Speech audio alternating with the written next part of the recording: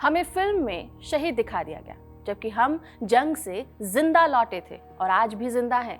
हमें हमारी बहादुरी का सही सम्मान और हक आज तक नहीं मिला। 1971 के भारत पाकिस्तान युद्ध में लोंगेवाला की लड़ाई के ये दो हीरो इस बात को कह रहे हैं। उनकी शिकायत बॉर्डर मूवी से है, नई वाली नहीं, 1997 वाली बॉर्डर से।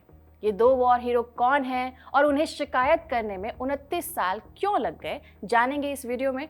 हेलो, मैं हूं डिम्पिका और आप देख रहे हैं खबर गांव। 1971 के लोंगेवाला युद्ध पर बेस्ड बॉर्डर फिल्म 1997 में रिलीज हुई थी, जिसे जेपी दत्ता ने डायरेक्ट किया था। इस फिल्म में सनी देओल ने मेजर कुलदीप सिंह चंदपुरी का किरदार निभाया था, जो लोंगेवाला पोस्ट पर कमांडर थे। उनके अलावा अक्षय खन्ना, पुनीत इस्सर, सुनील शेट्टी भी इस फिल्म में थे। इंडियन वॉर फिल्म्स में बॉर्डर एक कल्ट मूवी मानी जाती है। फिल्म लोगों ने पसंद की, गाने आज भी सुने जाते हैं और इस फिल्म के सीन्स पर मीम्स भी बनते हैं। माने फिल्म पब्लिक मेमोरी में आज तक बनी हुई है, यानी कि 3 डिकेड्स बीत जाने के बाद भी इसका जो चार्म है वो खत्म नहीं हो रहा है। जब बॉर्डर 2 आई तो पहली बॉर्डर का माहौल एक बार फिर से बनने लगा। इसी माहौल में 2 पूर्व सैनिकों ने जेपी दत्ता की फिल्म पर आपत्ति जताई है। 74 साल के नेक जगदेव सिंह और 81 साल के हवलदार मुख्तियार सिंह, ये दोनों 23 पंजाब रेजिमेंट के अल्फा कंपनी के जवान थे। ट्रिब्यून को दिए एक इंटरव्यू में उनका कहना है कि फिल्म असलियत से हटकर है। ढेर सारे भारतीय सैनिकों को शहीद दिखाया गया, जबकि भारत का इतना नुकसान हुआ ही नहीं था। उन्होंने जंग लड़ी, दुश्मन को मुंहतोड़ जवाब दिया और खुद जिंदा लौट कर भी आए। तो आखिर फिल्म और हकीकत में क्या अंतर है? पहले बात करते हैं फिल्म की। फिल्म बॉर्डर में लोंगेवाला की लड़ाई से पहले जवानों की पर्सनल लाइफ को दिखाया गया।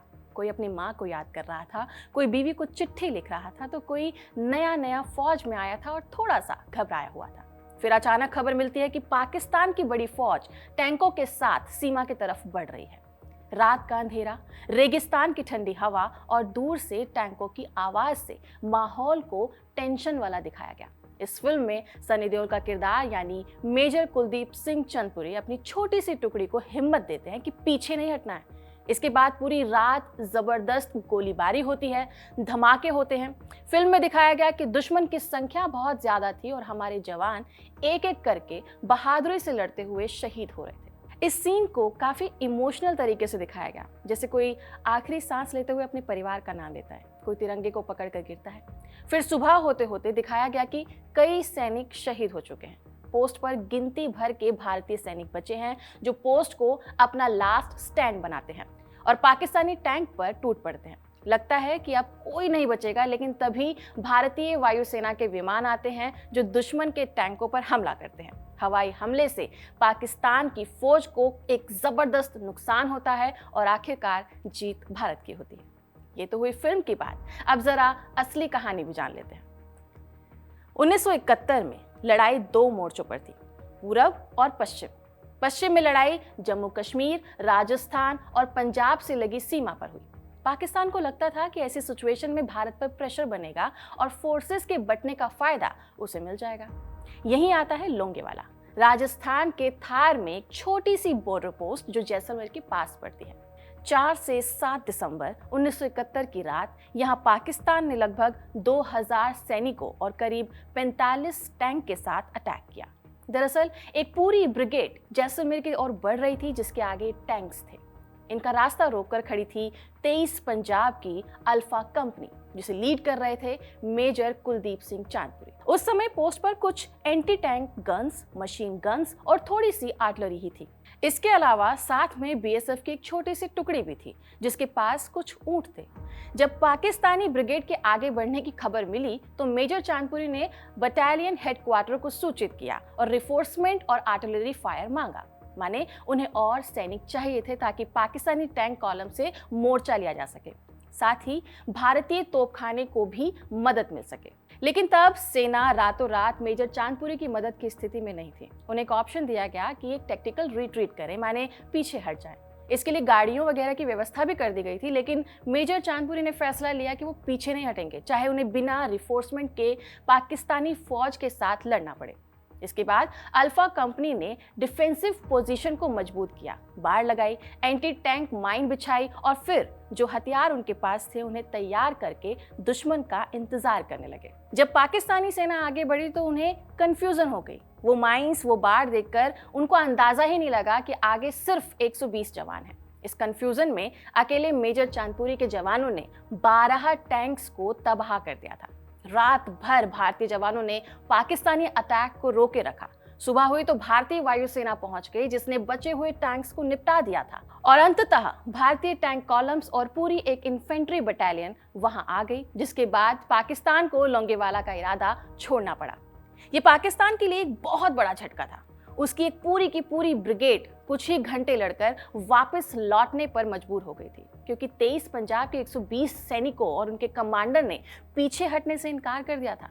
वेस्टर्न सेक्टर में हुई लड़ाइयों में लोंगेवाला की लड़ाई को एक टर्निंग पॉइंट माना गया है। ये थी असली कहानी, और इस कहानी की सबसे खास बातों में से एक बात यह है कि मेजर चांदपुरी में दिलेरी के साथ साथ कमाल की सूझबूझ भी थी। उन्होंने 3 तरफ से घिरने के बावजूद इस तरह के डिफेंस को लीड किया कि सिर्फ 3 भारतीय जवान ही शहीद हो पाए थे, और इसमें नाम है चंद्रदास, भीषण दास और जगत सिंह का। हमारा नुकसान कम हुआ। इसका कारण एक ये भी है कि वायुसेना जो रात में उड़ान नहीं भर सकती थी, सूरज की पहली किरण के साथ आसमान में पहुंच गई थी, जबकि पाकिस्तानी एयरफोर्स वहां पे पहुंची ही नहीं थी। फाइटर आते ही लड़ाई हमारे पाले में आ गई थी। यानी जिस तरह फिल्म में दिखाया गया कि बड़ी संख्या में सैनिकों की शहादत हुई, वो सही नहीं था। हालांकि यहाँ ये बात साफ कर देती हूँ कि बॉर्डर की शुरुआत में जेपी दत्ता ने एक डिस्क्लेमर दिया है कि फिल्म लोंगेवाला की लड़ाई पर आधारित है, लेकिन कहानी में ड्रामा और फिक्शन मौजूद है।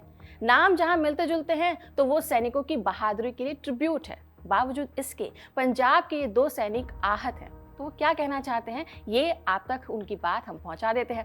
23 पंजाब के नेक जगदेव सिंह उस वक्त सिर्फ 19 साल के थे। 4.5 महीने की ट्रेनिंग से सीधे जंग के मैदान में पहुंच गए थे। वहीं 26 साल के हवलदार मुख्तियार सिंह 8 साल से सर्विस में थे। ये दोनों बताते हैं कि रात में जब पाकिस्तानी टैंक्स के कॉलम आगे बढ़े तो पोस्ट पर तैनात कंपनी एक बार को परेशान जरूर हुई थी, लेकिन कोई पैनिक वाली सिचुएशन नहीं बनी थी।